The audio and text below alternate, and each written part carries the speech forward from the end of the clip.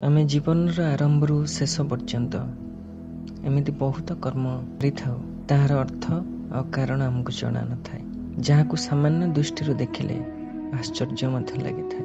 ଏମିତି ଗୋଟିଏ ପ୍ରଶ୍ନ ଆମ ବୁଦ୍ଧିର ତର୍କରେ ଆସିକି ଛିଡ଼ା ହୋଇଛି। ଏ ପ୍ରଶ୍ନ ହେଲା, ଆମେ ବଡ଼ ଲୋକଙ୍କ ପାଦ କାହିଁକି ସ୍ପର୍ଶ କରିଥାଉ? ବିଶ୍ୱର ଅନେକ ଧର୍ମ ଓ ସମ୍ପ୍ରଦାୟ ଦ୍ୱାରା ସ୍ୱୀକୃତ ଏ କ୍ରିୟା ଆମେ ଅନେକ ବର୍ଷରୁ କରି ଆସୁଛେ, କିନ୍ତୁ ଏମିତି କ'ଣ କାରଣ ଶରୀରର ସବୁଠୁ ତଳ ଭାଗ, ଯାହା କେବେ କେବେ ଅସ୍ୱଚ୍ଛ ବି ହୋଇଥାଏ, ଯାହାକୁ ଆମେ ହାତରେ ସ୍ପର୍ଶ କରି ସକାରାତ୍ମକତାକୁ ଅନୁଭବ କରିଥାଉ। ବୈଜ୍ଞାନିକ ମତ ଅନୁସାରେ ପାଦ ଛୁଇଁବା ଦ୍ୱାରା ରକ୍ତ ସଞ୍ଚାଳନ ସହିତ ଜଡ଼ିତ ସବୁ ଅସୁବିଧା ଦୂରୀଭୂତ ହୋଇଥାଏ। ସାଇକୋଲୋଜି ଦ୍ୱାରା ପାଦ ଛୁଇଁବା ଦ୍ୱାରା ବିନମ୍ରତା ଆଉ ସମର୍ପଣ ଭାବ ବ୍ୟକ୍ତ ହୋଇଥାଏ। ଏହା ଦ୍ୱାରା ଆମେ ଯେଉଁ ବ୍ୟକ୍ତିଙ୍କ ପାଦ ସ୍ପର୍ଶ କରୁ ତାଙ୍କ ମନ ପ୍ରସନ୍ନ ହୋଇଥାଏ। ଏ ଭାବ ପ୍ରତିକୂଳ ଅବସ୍ଥାରେ ମଧ୍ୟ ହୃଦୟକୁ ପରିବର୍ତ୍ତନ କରିଥାଏ। ବନ୍ଧୁ, ପାଦକୁ ଶରୀରର ଭାରବାହକ ମନାଯାଏ।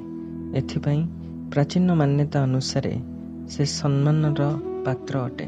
ବିଶେଷ ରୂପରେ ମାତା, ପିତା, ଗୁରୁ ଏହା ଅନ୍ୟ କେଉଁ ଜ୍ଞାନୀ ବ୍ୟକ୍ତିଙ୍କ ବିଷୟରେ ମନାଯାଏ।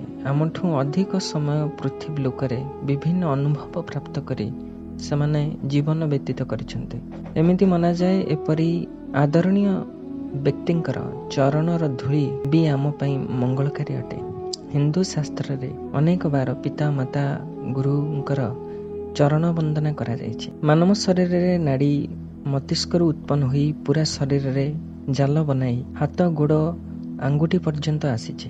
ଏଥିପାଇଁ ପାଦର ଆଙ୍ଗୁଠିରେ ଶରୀରର ଉର୍ଜା ବାହାରକୁ ଆସିଥାଏ ଏବଂ ହାତର ଆଙ୍ଗୁଠିରେ ଉର୍ଜା ଶରୀର ଭିତରକୁ ପ୍ରବେଶ କରିଥାଏ। ଯେତେବେଳେ ଆମେ ବିନମ୍ର ଭାବରେ ବଡ଼ ଲୋକଙ୍କ ପାଦ ସ୍ପର୍ଶ କରୁ, ତ ଆମ ସମର୍ପଣରେ ସେମାନେ ପ୍ରବାହିତ ହୋଇଥାନ୍ତି ଆଉ ତାଙ୍କର ମନରେ ସକାରାତ୍ମକ ଉର୍ଜା ଆଶୀର୍ବାଦ ସ୍ୱରୂପ ତାଙ୍କ ପାଦ ଆମ ହାତ ମାଧ୍ୟମରେ ଶରୀରରେ ପ୍ରବେଶ କରିଥାଏ। ହିନ୍ଦୁ ଶାସ୍ତ୍ରରେ ଏମିତି ବହୁତ ଦୃଷ୍ଟାନ୍ତ ଅଛି, ଯେଉଁଠି ଶିଷ୍ୟ ଗୁରୁଙ୍କ ପାଦକୁ କେବଳ ସ୍ପର୍ଶ କରି ଜ୍ଞାନ ବଳକୁ ପ୍ରାପ୍ତ କରିଛନ୍ତି। ପାଦ ସ୍ପର୍ଶ କରିବା ତ ଗୋଟିଏ ପ୍ରତୀକାତ୍ମକ କ୍ରିୟା ଅଟେ, କିନ୍ତୁ ଏହା ପଛରେ ଲୁଚି ରହିଥିବା ରହସ୍ୟ କେବଳ ଏଇଆ, ଆମ ମନୁଷ୍ୟକୁ ଅହଙ୍କାରରୁ ମୁକ୍ତ କରିବା ଏବଂ ପୂଜ୍ୟ ବିଭୂତିଙ୍କର ଶରଣାଗତ କରିବା। ନମସ୍କାର।